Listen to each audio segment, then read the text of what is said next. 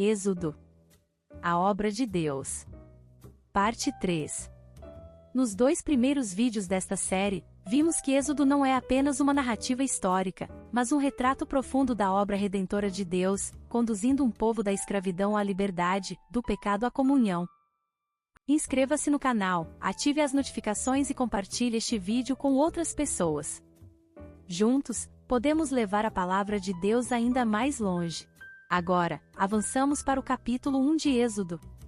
Após cerca de 4 séculos desde a chegada da família de Jacó ao Egito, a narrativa continua, mas o cenário mudou. O tempo da prosperidade passou. Um novo faraó se levantou, desconhecendo José e desconsiderando tudo o que Deus havia feito por meio dele. Vamos ao conteúdo. Família de Jacó no Egito. Êxodo 1 do verso 1 ao 22. Nesse trecho é narrado o sofrimento do povo de Israel no Egito. Êxodo continua do ponto em que Gênesis termina, mas com uma diferença significativa. Depois de 400 anos, a família de Jacó ainda estava no Egito, mas Êxodo narra o momento em que eles já estavam submetidos à servidão, apesar da evidente bênção do Senhor na vida deles. Verso 1. Israel é o nome dado a Jacó pelo Senhor. Os 12 filhos dele se tornaram os fundadores das 12 tribos da nação de Israel. Do verso 2 ao 4. Os filhos são listados de acordo com as mães e as suas idades. Rúben, Simeão, Levi, Judá, Issacar e Zebulon são filhos de Leia. Benjamim é o filho de Raquel. Dan e Naftali são os filhos de Bila, a serva de Raquel. Gade e Asser são filhos de Zilpa, a serva de Leia. Versos 5 e 6. 70 pessoas. Veja o comentário em Gênesis 46 do verso 1 ao 27. José não foi incluído entre os 70 familiares de Jacó que foram para o Egito. Isto porque José e sua família, a mulher e os 2 filhos, já estavam lá. Verso 7. O extraordinário crescimento da família da promessa no Egito é um grande milagre e uma prova contundente da bênção de Deus. O Senhor transformou uma pequena família de 12 filhos e uma filha e talvez houvesse outras filhas, em uma nação que conquistaria Canaã. Este versículo utiliza várias expressões, uma após a outra, que enfatizam a incrível multiplicação da família de Israel e a mão de Deus nesta maravilha. Do verso 8 ao 10.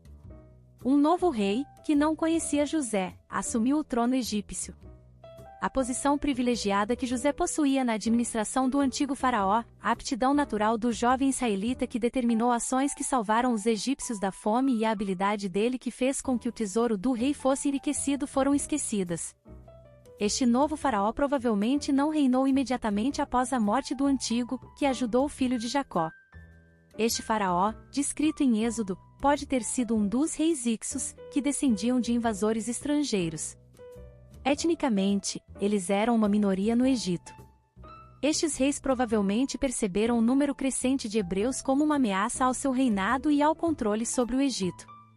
Eis que o povo dos filhos de Israel é muito mais poderoso do que nós. Esta declaração aponta para o fato de que Israel estava em maior número e era mais poderoso do que os egípcios podiam tolerar. O Egito temia as consequências de uma guerra na qual Israel se aliasse com seus inimigos. Eis, usemos sabiamente para com ele, para que não se multiplique. Na nova versão internacional, em vez de usemos sabiamente, constatemos de agir com astúcia. Mas, no texto original em hebraico, o verbo akam está na forma itael, significando ser sábio, em um sentido negativo, mal, conspiratório. Em outras passagens, o mesmo verbo é utilizado para aludir à sabedoria divina e virtuosa, como no livro de Provérbios. Verso 11. Por causa da misericórdia de Deus, os israelitas foram livres a maior parte dos anos em que estiveram no Egito. Assim, eles aumentaram extraordinariamente em número durante este período. Mas essa liberdade terminou quando o faraó estabeleceu sobre eles maiorais de tributos, hebraico. Sarê, Pitom, cidade da justiça, e Ramessés, filho do sol. Estas cidades celeiros são mencionadas de acordo com os nomes pelos quais ficaram conhecidas em tempos posteriores. O faraó Ramsés, cujo nome presumivelmente está relacionado ao nome da última cidade, não estava ainda no poder. Verso 12. Deus multiplicou seu povo no tempo de opressão. O medo dos egípcios em relação ao povo de Israel foi baseado em um juízo errôneo e na versão. O termo enfadavam, em algumas traduções temer, significa sentir repugnância. Então, partiram do Monte Hor, pelo caminho do Mar Vermelho, a rodear a terra de Edom, porém o povo se tornou impaciente no caminho. Números 21 verso 4. 1 verso 13 e 14. Quanto mais os egípcios oprimiam os israelitas, mais eles cresciam. Assim, lhes fizeram amargar a vida. Mais tarde, Deus instruiria os israelitas a comer algo amargo com a refeição da Páscoa, a fim de que eles se lembrassem da amargura de quando estavam submetidos à escravidão no Egito. Êxodo 12. Com dura servidão. O termo traduzido como dura, hebraico. Perek, significa aspereza ou severidade. A cada tarefa que os egípcios submetiam os hebreus, faziam com que a dificuldade de concluí-la fosse extremamente penosa. Os egípcios esperavam que o espírito divino dos israelitas fosse destruído com a escravidão abusiva. 1 verso 15. E o rei do Egito falou às parteiras das hebreias. O rei do Egito mencionado aqui provavelmente não é o mesmo rei Ixo citado nos versículos de 8 a 14. Este governante, talvez Tutmoses I, ou Tutmés I, 1539, 1514, a.C., reinava no Egito quando Moisés nasceu, Êxodo 2 do verso 1 ao 10. Possivelmente, as parteiras das hebreias eram hebreias ou egípcias que receberam nomes hebraicos honrados. Provavelmente, as duas mulheres citadas aqui lideravam um grupo de parteiras. Contudo, uma coisa é certa, elas conheciam o Deus vivo, versículos 17 e 21. Seus nomes, Sifrá, esplendor, beleza, e Puá, luz, são mencionados nesta passagem porque eram pessoas tementes a Deus e com uma corajosa fé, ao passo que os nomes dos faraós, os homens importantes daquela época, são omitidos. 1 verso 16. A prática comum dessa época era usar um acento que ajudava as mulheres a darem à luz. O faraó ordenou que as parteiras matassem os meninos nascidos, porque temia que o crescente número de homens hebreus pudesse tornar-se um exército, e assim, uma ameaça ao reinado. 1 verso 17 e 18. O termo hebraico para temeram, yare, é a palavra usada comumente para piedade, obediência e a verdadeira adoração a Deus. Riu-se, pois, Sara no seu íntimo, dizendo consigo mesma, depois de velha, e velho também o meu senhor, terei ainda prazer? Gênesis 22 verso 12. Esta não é a mesma expressão usada em Êxodo 1 verso 12.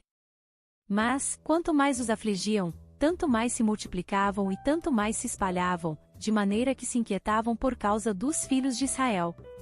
Que indica sentir repugnância, utilizada para descrever o sentimento egípcio em relação ao crescimento dos hebreus.